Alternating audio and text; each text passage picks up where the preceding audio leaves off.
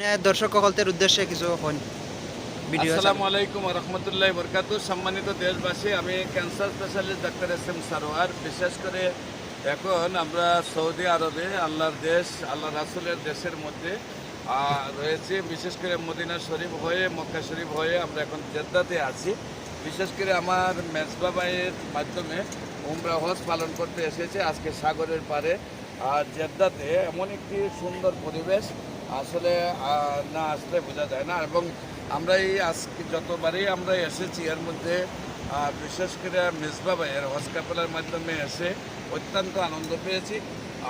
থাকার ব্যবস্থা, খাওয়ার ব্যবস্থা এবং বিভিন্ন জায়গার পরিদর্শন, বিশেষ করে অত্যন্ত সুন্দর সেবা দিয়েছেন আমাদের সেই মেজবা ভাই। অতীতে যারা আমাকে হজে সেবা দিয়েছেন, আমি এর মধ্যে আমার মেজবা ভাইয়ের মানে বলতে পারি সবচেয়ে সুন্দর সার্ভিস দিয়েছেন। সবাই ভালো দিয়েছেন, কিন্তু মেজবা ভাইটা আসলে অত্যন্ত মন থেকে আমাদেরকে সার্ভিস দিয়েছেন। আমরা আনন্দ পেয়েছি।